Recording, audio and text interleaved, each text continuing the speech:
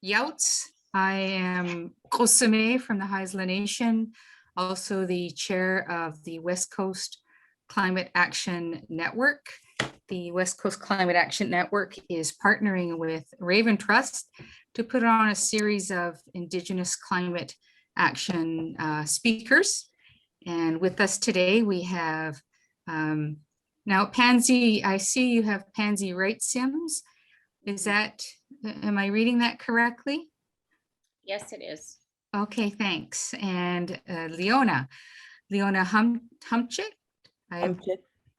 Okay, thank you. I am horrible at pronouncing names. And this is my mother's son's aunt, Darlene Morrison.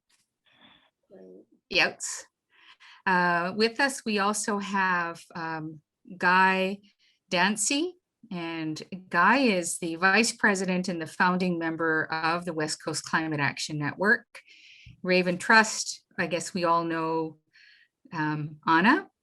And I see that Tara, who's also on the board, has joined us as well. So what I'd like to do is sort of set the ground for our two guests. Are we doing that little poll that we have? Okay, so Pansy and Leona, we just have a little poll that we're asking our guests to answer, and I don't know if if you can see those as well. I can see it, yes. Okay, you're welcome to. It says I can't vote. That's not fair. I know, isn't it? So hosts and panelists cannot vote, but if you want to say out loud, do you know what a heat pump is? I don't think so for me. Has the poll been activated, Carissa? Yep. All right. I think we can close this one. We'll close this poll and we'll take a look at there's three little polls that we're doing. Oh, there are the poll results. Wow, we have a well-informed audience. 62% said they know what it is. 12% have it in their homes. And then there's the 1% that I belong in. I think so, or not a clue. Thank you very much. Let's do to the next poll there. Do you know how a heat pump works? So we can ask members to answer those. And for those of folks who are like me, who don't really have a clue, we will be having some of those answered by the panelists, and any gaps filled in by Guy, who is a little bit of a self-taught expert on heat pumps as well. So can we see the results for that one, Carissa? Oh, all right. So quite an interesting spread. 39% said yes, 27% they think so, and then with me, the not a clue, 35%. And then the last question. She's just, there we go. Whoops. We needed a little circle for me that said not a clue. Yes, I think so. I didn't even realize that they had rebates. I don't know if they're provincial or federal or municipal, but I guess we're going to learn that today. Okay, I think that's pretty good. We've given people a bit of time. Let's see the results there. Oh, wow. So 47 and I think so 54%. So we'll have some information in the chat. And then also, Anna, are you able to send out information about heat pumps or documents to the registrants? We don't have email addresses for them. Yes, we will send it all out in our e-blast tomorrow, and maybe Guy could share it in the chat as well. Okay, that sounds great. So I apologize to Pansy and Leona in advance.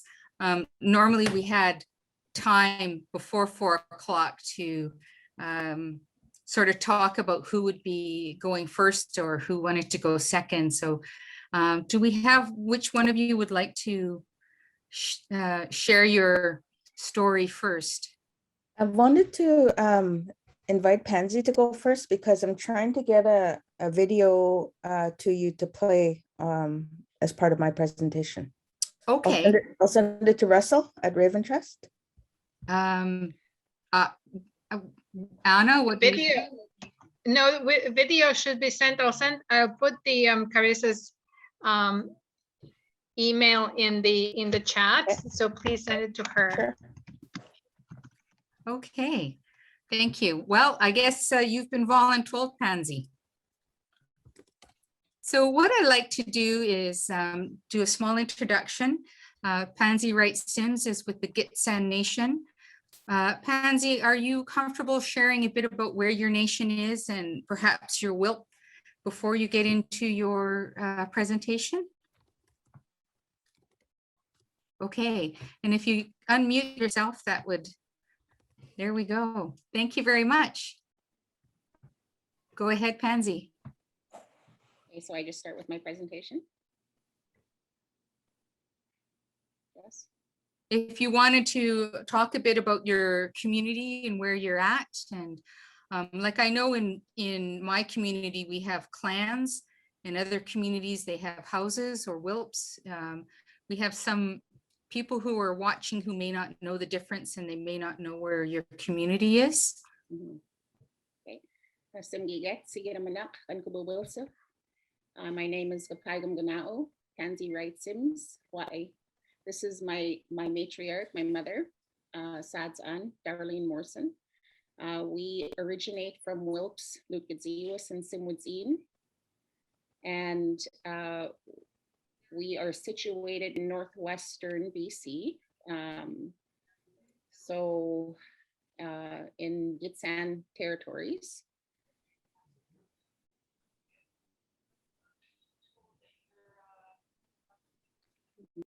Thank you for sharing that bit about yourself. Great, sorry, and we're from the Laxale clan, the Frog clan. Oh, okay. I'm a little beaver clan. So both with water, but not as much water.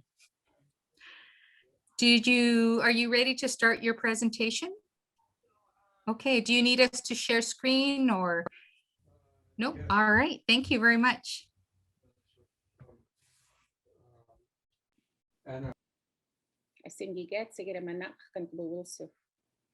First of all, I'd like to thank our creator for gathering us together to have conversation about the effect that our behavior as human beings are having against the earth and all that it bears and desperately tries to repair.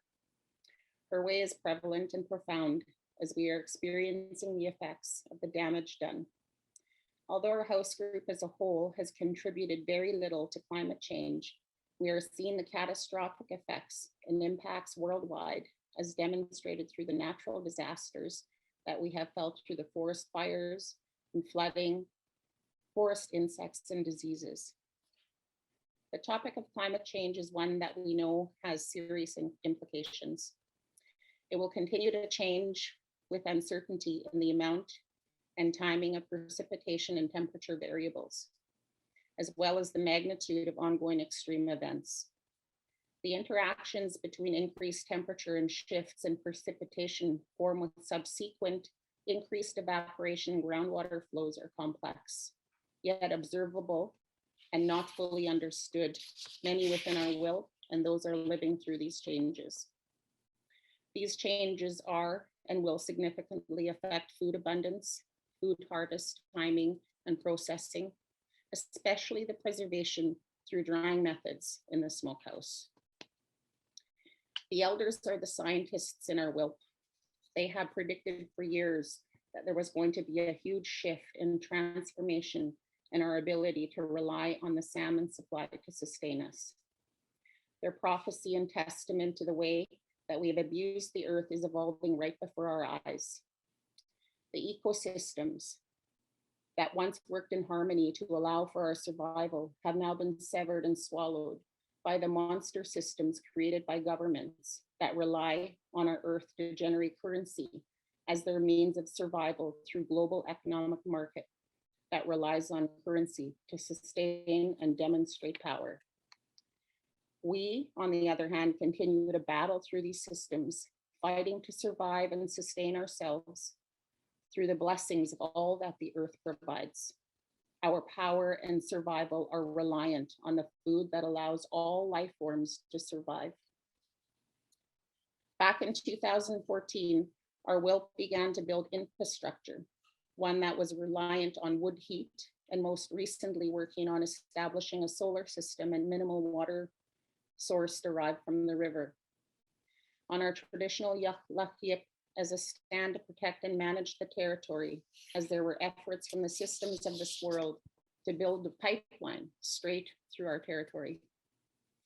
It is on our ancestral grounds that my late brother, Richard Wright, Gaypaygw'm Ganauu, a fierce warrior in our wilp, was motivated, supported, and moved to occupy and reevaluate our purpose and existence as the generation to continue to give meaning to our identity, value, and worth from the breath of our grandfathers and grandmothers who worked tirelessly to take care of the earth so we can enjoy the blessings of the full basket.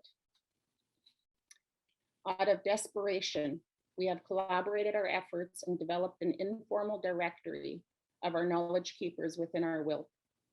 Although there are many barriers and challenges that have been created by colonialism efforts to destroy our ability to survive as Gitxsan citizens, we are very blessed to have a handful of elders that have taught members of our wilp the basic fundamentals of survival so as to provide for the members of the wilp and all that are connected to us. We have the gifts of language, culture, and traditions that have laid the foundation for our wilp. We have very few hunters, fishermen, and gardeners that are desperately trying to pass on their knowledge and teachings to a multitude of generations within our wilp and those that are open to learning. Our wilp has declared our inherent right to have our classrooms and playgrounds on our Lachiep, where all generations have the ability to relearn, reevaluate, and implement all of the teachings and lessons learned. Our smokehouse is our lab, where our chemicals are merely that of cures that contain salt and water, and the final product is dependent on the smoke and the temperatures that are fluctuating in the atmosphere. This year, we had a very warm summer. The temperature of the waters affected the flesh of the salmon we were working with. We had to be very careful and mindful of all of the elements as we prepared for the preservation of our food supply. The science and the masterminds behind the teachings were our elders. They advised on the most productive way to maintain food safe practices. These types of traditions and transference of knowledge are so important as they allow us and the generations to follow a viable opportunity to live and survive during these extraordinary times. The pandemic that we are currently faced with has opened eyes of many as fear arose to possible food shortages and security. Our wilp made every effort to ensure that we worked with the elements in place for us to have our traditional ways of living sustain us during critical times. I was brought to tears on many occasions as I witnessed the love and unity exhibited through food security efforts on our Lachiep. Something so simple as declaring an urgent recognition of the decline of our moose population, where our elders closed the territory to hunters so we could rebuild the population base and allow for future generations to have the same blessings on their table as we have had on ours.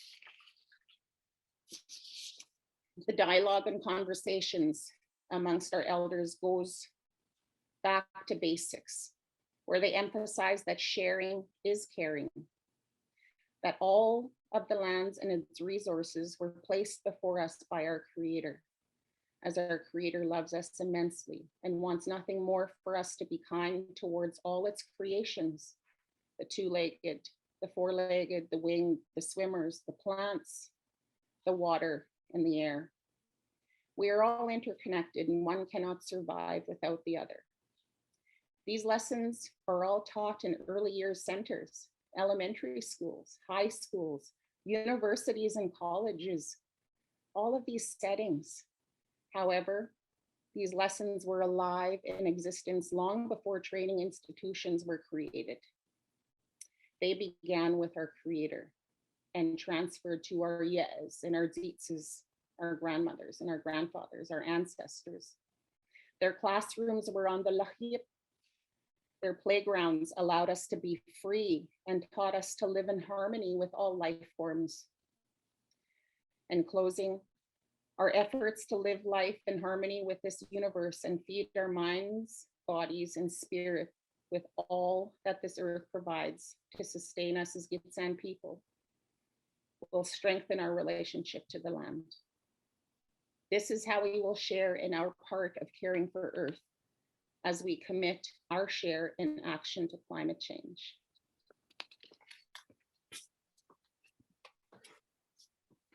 I promised myself that I would share something from one of the oldest books in history. Most of us believe everything that is taught in school textbooks. This is one book I choose to believe that contains the truth.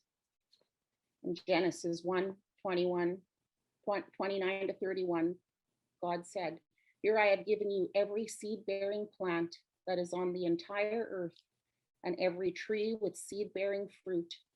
Let this serve as food for you, and to every wild animal of the earth, and to every flying creature of the heavens, and to every moving on the earth in which there is life. I've given all green vegetation for food," and it was so. After that, God saw everything he had made, and look, it was very good.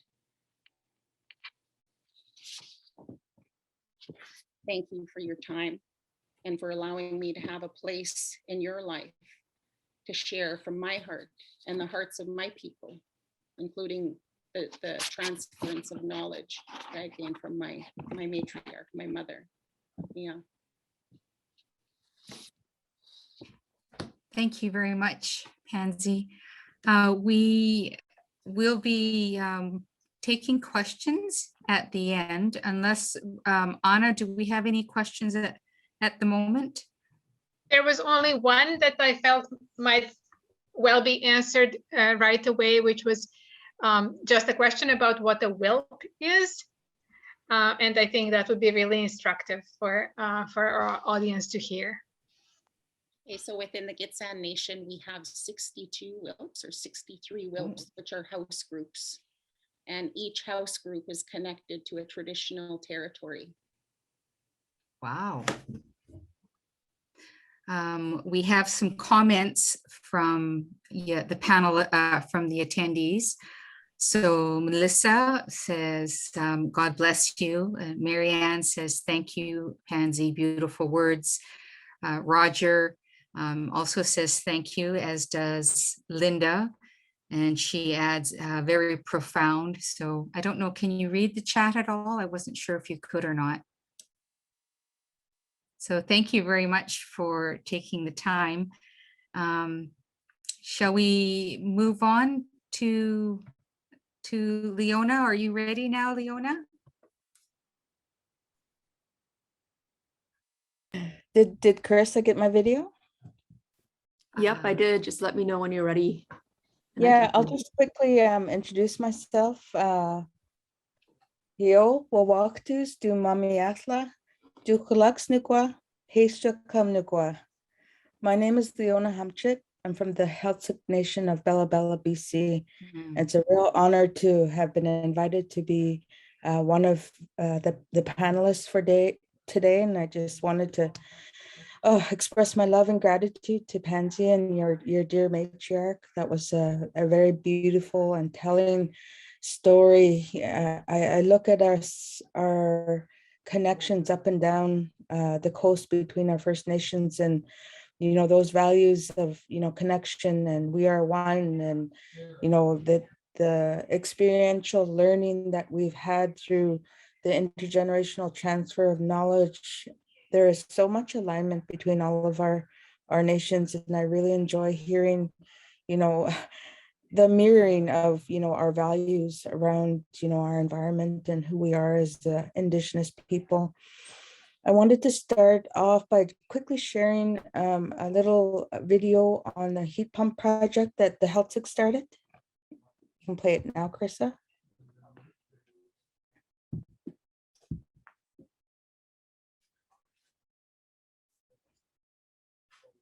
Does everybody else have sound? Eek. Carissa, we might need to enable sound through the settings, the Zoom settings.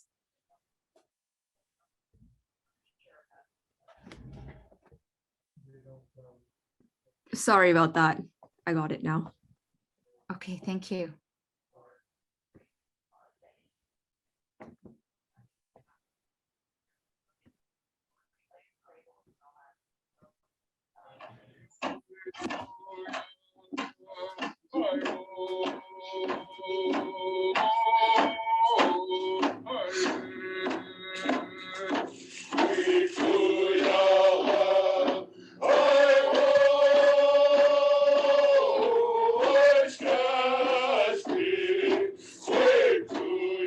This is what household heating in the Heiltsuk Nation is like for homes before receiving energy retrofits through the heat pump project.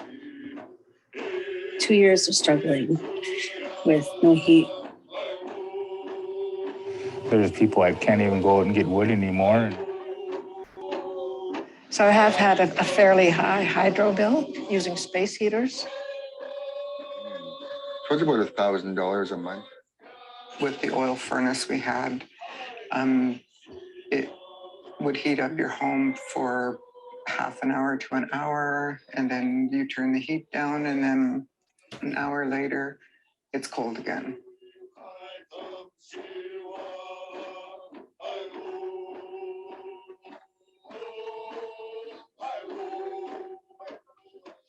Bella Bella's electricity grid is powered by a nearby dam in Lake Ocean Falls.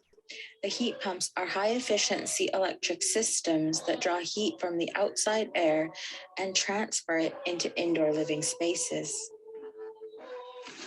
Yep, out with the old.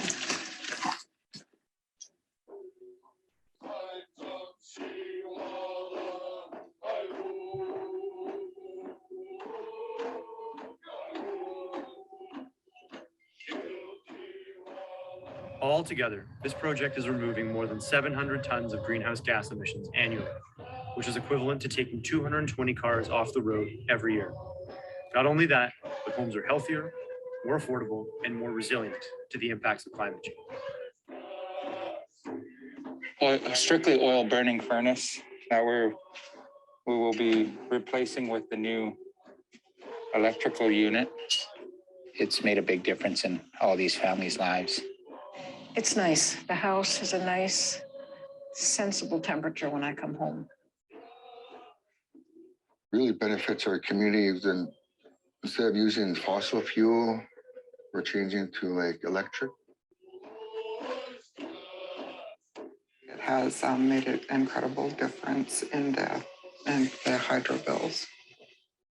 Such a big difference from having no heat for 2 years to having it every day and not having to worry about getting sick.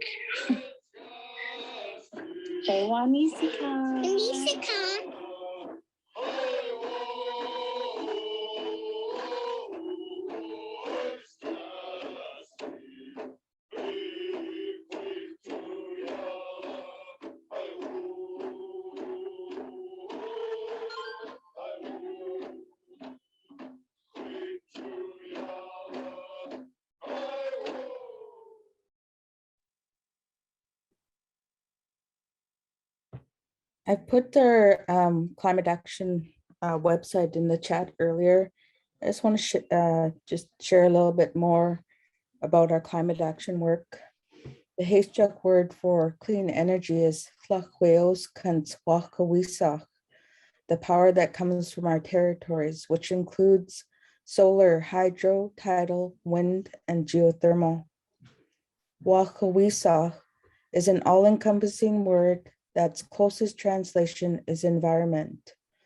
The Heiltsuk do not divide our natural world into pieces. Everything is one. We are part of the Wahkawisa. Therefore, we are responsible to it. Our responsibility to our land, water, sky, and other living things is our ultimate responsibility. This teaching is what gives our climate action work its power. Our community members are already beginning to experience a shift toward a clean energy future, with many of our homes experiencing lower energy bills, better air quality, and more efficient homes and heating systems with our Heiltsuk heat pump project. Many First Nations communities suffer poverty. One of our elders said, "Thank you so much for our heat pump. I forgot what heat felt like." And it's statements like these that have propelled our desire and goal to ensure that every home in our community is retrofitted with this source of renewable energy. The Heiltsuk Nation and our allies at EcoTrust are grateful to the province for supporting our Heiltsuk heat pump project. Cumulatively, with other revenue streams, we have now retrofitted 131 homes of our 420 residential school units, so not quite half. I think one of the greatest challenges and barriers has been chasing down money, revenue streams with rebate systems, revenue streams that are prescriptive and that are very time consuming, to follow up with reports. But we've continued to forge on to make sure that we're making way for my community to be able to have, clean, renewable energy source of heat in our homes. I do want to share that, I'm the climate action coordinator for the nation. We have intentional values of employing our own people to do the work that we need to for the Heiltsuk, by the Heiltsuk. So my climate action team is made up of all local Heiltsuk people, lots of young, strong millennials, and all women at that. Oh, sorry, there's one male. And we've been moving mountains, and we've been able to move mountains. I had completed a course down at the Native Nations Institute at the University of Arizona called Native Nation Building. And, there was, powerful, practical processes in terms of, engaging our community to create a blueprint for our nation where everybody has, a voice. Everybody has an opportunity to share about what they want for our future. And we did that with our clean energy community engagement.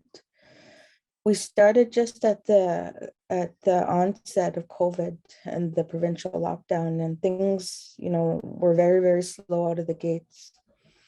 But we were very fortunate to have a former relationship with a company called Othello, which is a virtual engagement platform that we utilize to reach our community. We did it in 2 phases. The first phase was we were able to, come up with a presentation within this platform to share with our people about clean energy literacy. And we were I was very pleasantly surprised about how well-versed our people already were in clean energy literacy. We regard, solar, hydro, tidal, wind, and geothermal as gifts from God. And all the information that we know, is done through intergenerational transfer of knowledge. We qualify ourselves as, having a strategic orientation of sustainability and conservation through those stories, through those values that our ancestors passed down through the generations on sustainability. The Heiltsuk have one Supreme Court right, and that right is, amounts to a multi-million-dollar annual revenue for our people, and it's a fisheries business that does not kill one single fish. It does not extract one single fish, and that's our herring, roe, and kelp. And that really roots ourselves in the foundation of who we are in terms of our sustainability as a people. And there's much more stories akin to our friends in Pansy's community and nations up and down the coast, you know, how our ancestors done things in a sustainable way. We call that twin economic drivers. There's commerce being sold all over the world. Fish, seafood, fiber, log, woods, what have you, consumable goods. But what sets us apart is our values on sustainability. And, you know, we take pride in that. And I think it's really important to know that the world could learn a lot from the Indigenous people of this world. We have a lot to share. And one of the things I know Pansy and the matriarch will agree that we have a system of reciprocity. We support one another. And there's a lot of intertribal marriages. And there's a reason why, you know, we need to work together, you know, for this existential threat of the human race. And we've had such huge impacts in BC this year. As a grandmother, my grandchildren are our world. Our people are still recovering from the cumulative effects of residential school. I love my grandchildren, my world. They're my world. They're my pride and my joy, and I can't imagine what it must have been like. But now more than ever is a time for this world, no matter what color you are, no matter what age, nothing should set us apart. We need to be linking arms to combat this existential threat. And I just wanted to share, you know, when we did go through the community engagement, we had breakout groups of certain stakeholders within the nation, our matriarchs, our himas, our young people, our community at large, our leaders. And from, you know, those meetings, we took the sound bites and created a vision for our Heiltsuk climate action. But I want to say that when we started, you know, looking at those sound bites, it became really, really difficult and tense within our climate action team. And we had to stop and pause and recognize that we were doing hard work. And the one thing we recognize is that our people are going through climate trauma and grief. We're one of the first to feel the impacts of, you know, the fallout of the climate. We started seeing 2 years ago, we were no longer able to meet the needs of our own people for our sustenance, our food sovereignty. Salmon is such an important food for our community, but it's more than that. It's ceremony, it's connecting with our neighbors, it's you know, a way of life, and it's part of biodiversity. And, you know, so when we were talking, we recognize that our people are suffering climate grief and trauma, and that's real. And it needs to be, you know, we need to be considerate of those. But really happy with the vision that we came up with. The vision is the Heiltsuk Nation is practicing clean energy sovereignty and resiliency by utilizing wind, sun, earth, and water in accordance with our Gui laws, which is our laws, and our cyclical worldview.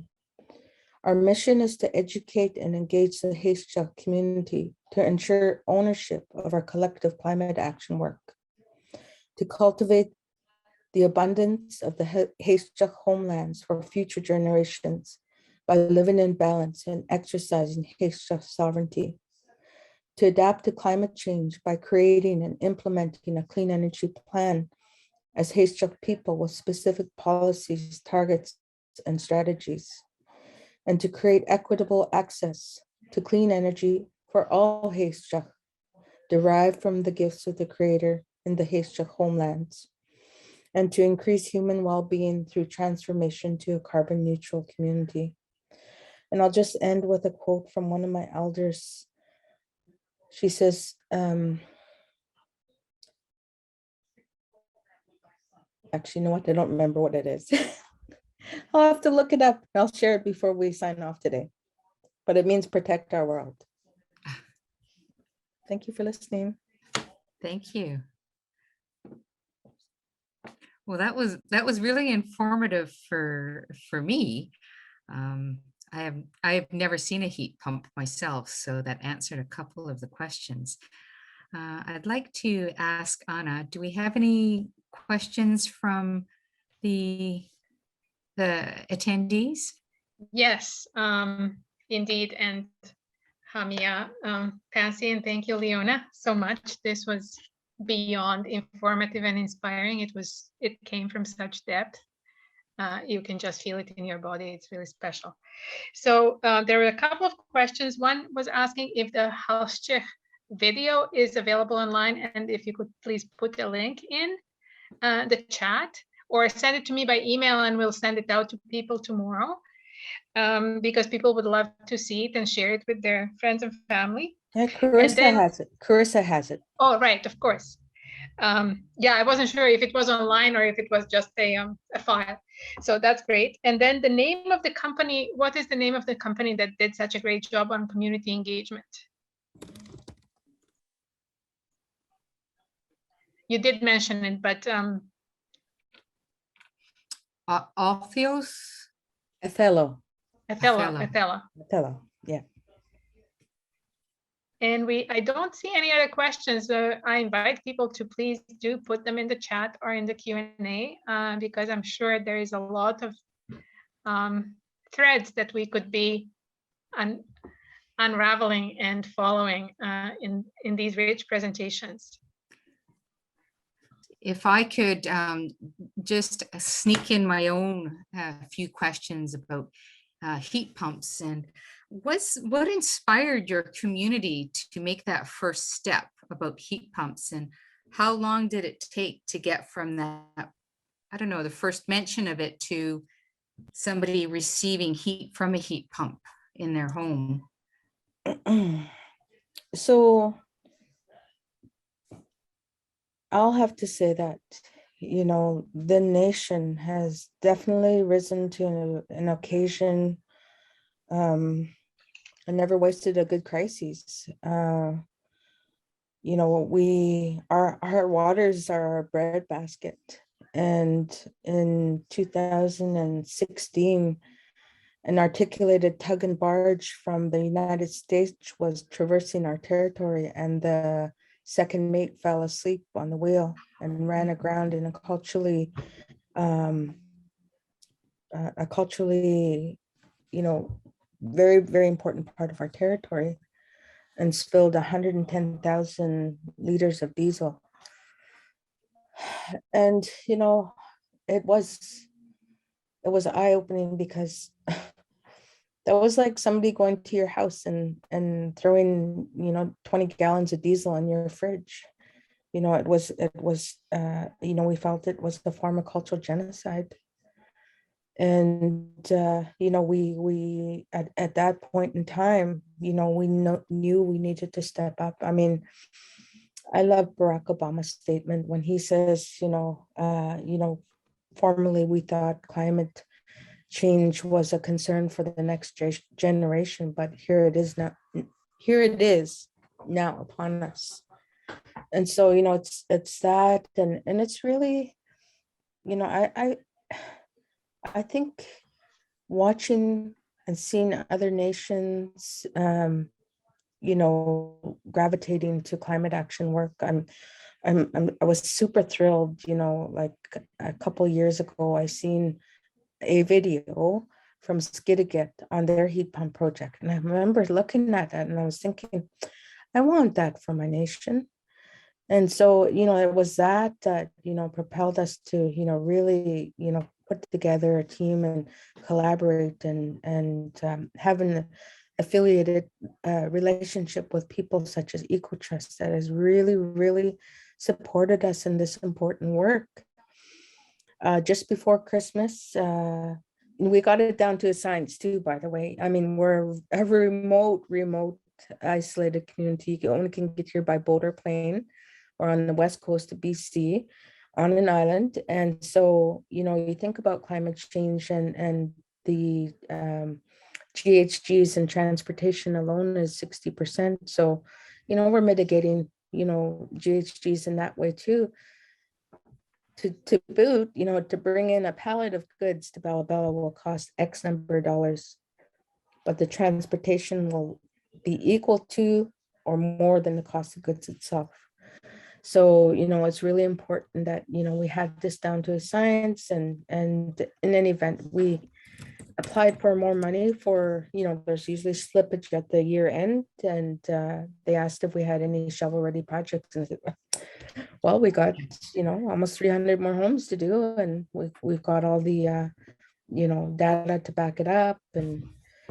And we got a call just before Christmas that we were awarded another 500,000. So that'll bring us up to 80% of our residential homes being retrofitted starting in March. So I'm super excited about that. But yeah, and in that note, I've been really glad to work with the remote community energy strategy for the province, and really talking about reciprocity and looking at a website where, Indigenous BC could go to this website and we can have case studies with all the relevant information so people can know what resources to tap into to move this forward for their own nations. It's been a really, really good journey. And, having said that, I will share, like going forward, if the weather trend, continues on this trajectory, we haven't had frigid cold temperatures for a long time. And we did this year, plus power outages, and the heat pumps run on power. So our next step is going to be make sure we have a backup generator that's sufficient to keep our heat pumps going in the event of a power outage. So yeah, lots to learn, but I think, we're open to linking arms with other nations and communities to support, moving this important work forward. Thank you, Leona. It's quite timely when you talk about us sharing information between nations. One of the things that drew me to the West Coast Climate Action Network is the Indigenous engagement team. And you'll see Catherine. Hi, Catherine. She's the team lead. We actually have a database of climate action. We call it the Indigenous Climate Action Dashboard. We've just secured a co-op student. He's a data scientist, quite young, quite lovely. But if you have youth or members of your communities who would like to learn how to build these databases or be part of this and share that information, by all means, please get a hold of us. I'm sure if you're in cahoots with Anna and Raven Trust, you'll link them to us. I see that we have a question for Pansy. If we could, and we've got all the questions are now rolling in. Anna, did you want to? So there were a couple of questions. There were a couple of questions for Pansy. One was whether the Gitxsan were also experiencing high use of diesel and needing to change the heat in the homes, and how are you addressing that if that's a concern? Most of the homes that I'm aware of in the Gitxsan communities are reliant on wood heat and electricity and pellet wood heat, and some propane. Thank you. And I think another question for both of you was, how can settler allies support these projects specifically? Of course, many of our audience already support the Heiltsuk case through Raven and so on, but in terms of supporting these projects, what can you tell us how to support them? I think one of I put my email address in the chat. You can just EMT me there. Just kidding. I don't know. I don't know that there's any other, campaign to support these projects. I've never thought of that.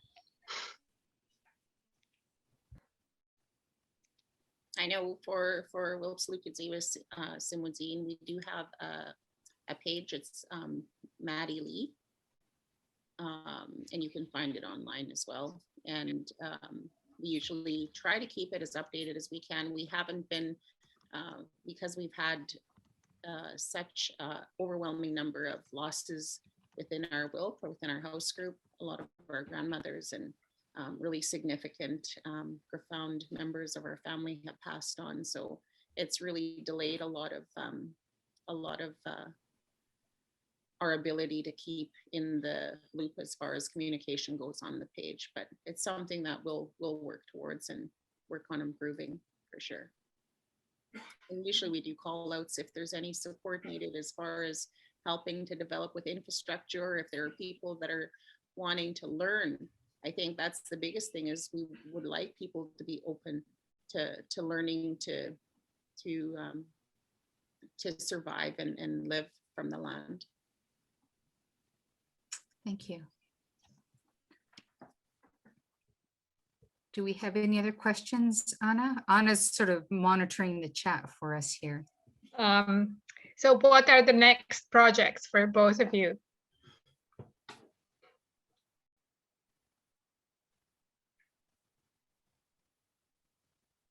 I just seen Dawn's question about the greener homes. Yes, that's definitely one of the revenue streams that we're using to, leverage to further our impact by refitting or fuel switching to heat pumps.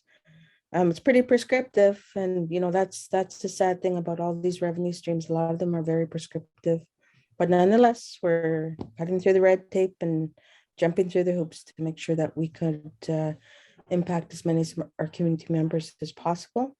What was that question? Sorry.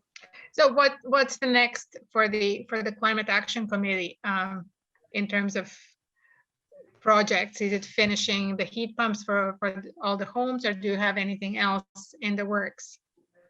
Well, for us, we'll be able to fuel switch a total of 80% of our homes with the new revenue streams we have. We'll start that in March, but simultaneously, we've been working on that community-led clean energy plan.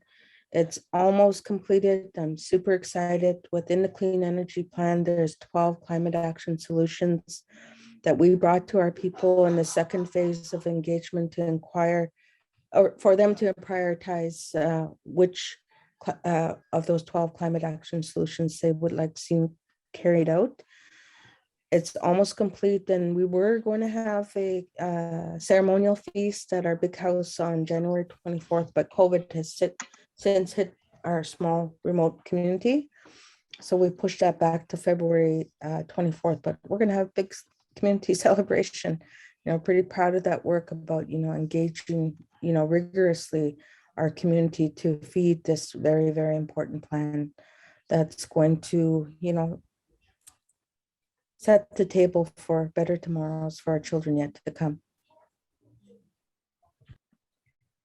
I think our efforts out on our Lafayette, on the territory, is just to try to engage more of our multi-generations of families to come and utilize their playground and just be willing to spend time on the territory. And we do have real minimal infrastructure. So of course, we're looking at hoping to develop a little more as far as lodging for families and those that are wanting to learn more about living off of the land and engaging in the food security efforts that our family is trying to pass on to the many generations.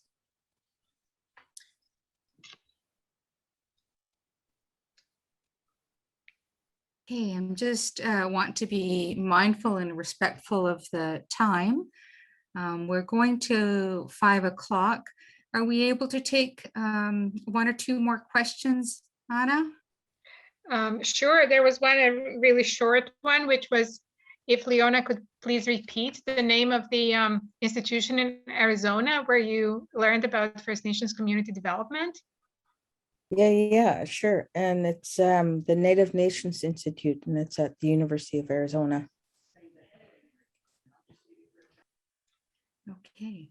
And then there were a couple of questions relating to the oil spill. One is, have your seabeds recovered? And did you get any compensation? It hasn't recovered. It was actually, like I said, a culturally sensitive area of our territory. It was literally, in our back door. Part of, the sustainable actions that our ancestors put in place were, clam gardens to enhance, sustainable harvesting of clams and stuff. And so that particular area and that bed was very, very rich in manila clams and a multiple of other species that we harvested from there. We haven't been able to harvest. There's no life on that beach. There's no beautiful, scent of clams. There's nothing. And prior to the fuel spill, the sad thing is it could have been mitigated. It could have been mitigated. The Heiltsuk were the first on scene, could have towed that barge off with the rocks. But because that boat was from the US Coast Guard, the Canadian Coast Guard were, there was no lines of authority on who can make the call about moving that boat. So like I said, it could have been mitigated. Our people were on site, they were first on scene, and we, prior to the fuel spill and the rupture of the tug, our people were able to bring in some divers, and they were able to transplant some of the shellfish, the abalone and all that stuff to a different area within our territory. But it was horrible. And we haven't recovered.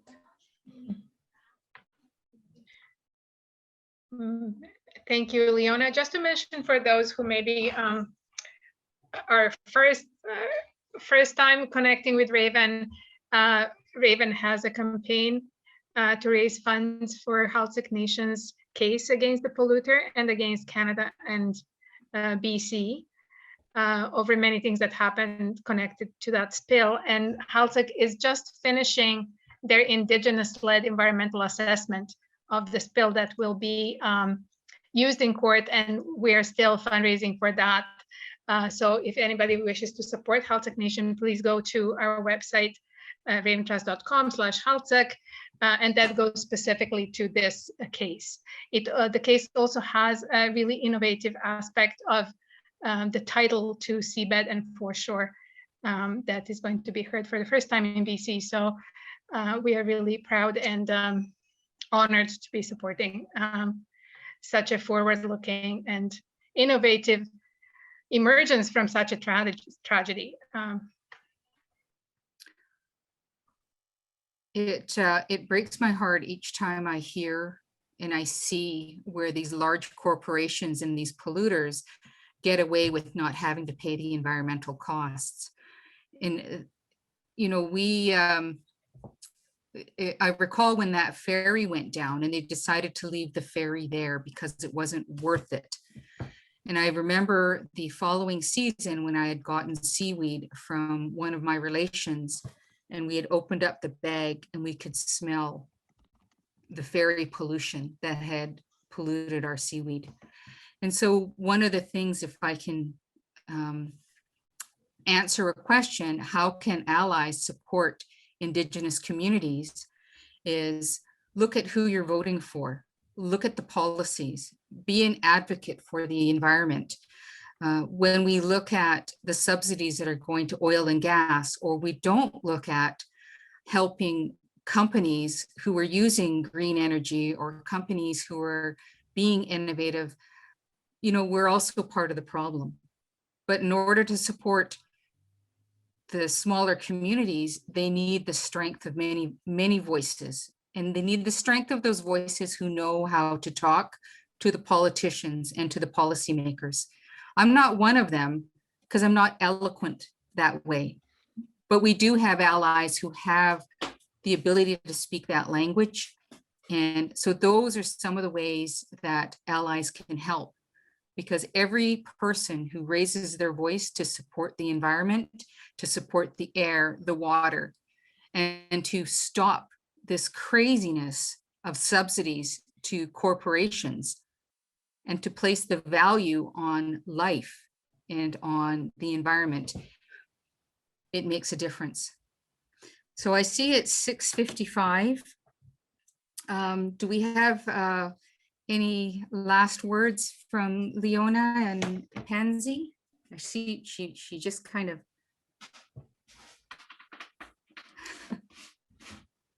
I want to say thank you very much. I also would like to apologize. I didn't do a proper traditional territory acknowledgement. And, you know, the traditional territory acknowledgement came up in our weekend board member discussion. And I said in my community, it's usually the hereditary chiefs who welcome people to their communities. And as opposed to when you're a guest in somebody's community, they are welcoming you into their community. And so the traditional territory acknowledgements of saying, thank you for allowing me to be on your land before they've welcomed you has always been something that's hard for me to reconcile in my brain. But it's an important step, because if you don't know whose territory you're on, that's just as disrespectful. So I apologize for not acknowledging. I am on the Ktunaxa, Okanagan, Stilk traditional territories. And I've been here for just under 2 years in COVID. So I don't know the territories at all. And that's something that I can work on. May I say thank you, Pansy, and your mother for joining us. Leona, great seeing you and having your presentation. I have one. I found the word. Oh, there we go. For protect our world. I just love it, especially the way my elder says this. It's Ekilaksi Kansnala O. Protect our world. Thank you very much. Okay. Shall we say goodbye to all the folks? So I'd like to say thank you to everyone who's also attended. I think we've had over just under 200 people watching us, and the video recording, I understand, will be available in a day or two. We just need to have our technical people do some work on that. And again, if you have youth who would like to be involved in data management and learn some of those things about our dashboard, feel free to give me a call. Thank you. Thank you. Okay, bye-bye. Thank you.